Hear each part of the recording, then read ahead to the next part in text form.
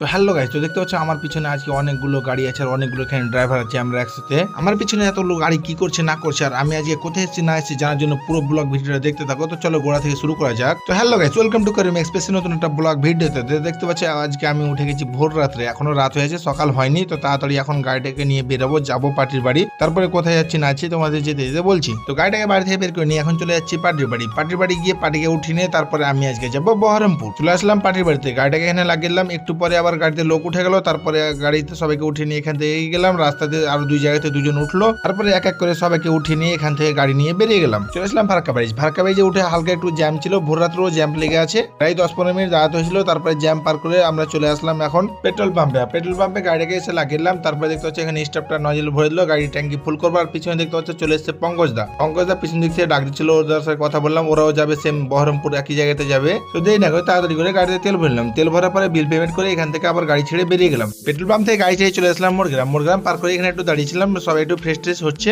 আর এদিকে প্রায় হতে ছিল সকাল। আর রাস্তাতে কিন্তু অনেকগুলো গাড়ি আছে, যেহেতু তো আজকে পরীক্ষা আছে, একটা চাকরির পরীক্ষা আছে, তাই জন্য রাস্তাতে প্রচুর গাড়ি চলছে। কিন্তু আমি আর এক্সপ্রেস ওই জন্য সকাল সকাল বেরিয়েছি, যাতে আমরা ভিড় না পাই, তাড়াতাড়ি করে পৌঁছে যাবো। তো এখান থেকে রেজিস্ট্রেশন করার পরে গাড়ি ছেড়লাম, চলে আসলাম বহরমপুর টোল ট্যাক্স। চাঁদরমোড় টোল ট্যাক্সেও আসার সময় জ্যাম্পে পড়েছিলাম, আবার বহরমপুর টোল ট্যাক্সেও অনেক জ্যাম্প লেগেছিল, প্রচুর গাড়ির লাইন ক্লিয়ার দিতে পারছে না। তাড়াতাড়ি করে আমরা প্রায় 10 মিনিট দাঁড়িয়ে থাকার পরে পার হলাম। পার হয়ে আমরা ঢুকে গেলাম বহরমপুর টাউন রোড। ফাইনালি আমরা বহরমপুর পৌঁছে গেলাম। আর গাড়ি রাখবো কোথায় ভাবছিলাম, তো রিন্টুদা আগে চলে এসেছিল, তাই জন্য রিন্টুদা এই মাঠটার খোঁজ করে রেখেছিল। তো চলে আসলাম মাঠের মধ্যে। মাঠের মধ্যে এসে এখানে গাড়িটাকে লাগিয়ে দিলাম। তো চলো তোমাদের এবার আমাদের গাড়ি প্যাসেঞ্জার গুলোকে দেখাই, যে দাদারা আমার গাড়িতে এসছে। তো দেখতে হচ্ছে এই দাদারা আমার গাড়িতে এসছে। এদেরকে এখান থেকে আবার অনেক জায়গায় যেতে হবে, কারণ 7 জনের সিট 7 জায়গাতে পড়েছে। কারো এখান থেকে 20 কিলোমিটার, কারো এখান থেকে আবার 30 কিলোমিটার, কারো আবার কাছাকাছির মধ্যে আছে। আর 7 জন প্যাসেঞ্জারের মধ্যে দেখতে হচ্ছে এই সাইডে একজন আছে, আর এখানে গাড়ির পিছনে দুজন দাঁড়িয়ে আছে। প্যাসেঞ্জার গুলো নেমে চলে গেল। তারপরে রিন্টুদাকে বললাম আমার এক্সপ্রেসটাকে ভালোভাবে এখানে পিছন দিকে পার্ক করে দিতে। তো আমার গাড়িটাকে এখানে লাগিয়ে দিলাম। তারপরে আমরা এখন চলে যাবো বাইরে, কারণ আমাদের ওই এলাকার আরো অনেকগুলো গাড়ি আসছে, ওরা পার্কিং চিনে না, তাই জন্য আমরা বাইরে গিয়ে ওদেরকে ডাক দিয়ে এখানে ভরবো।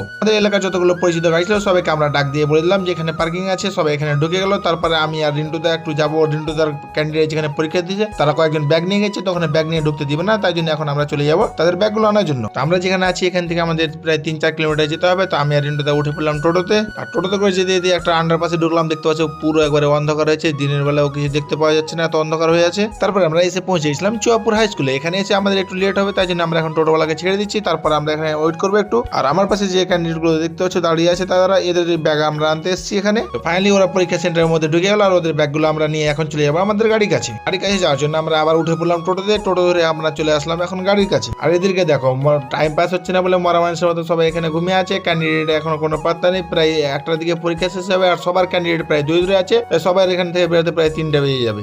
তো গাইজ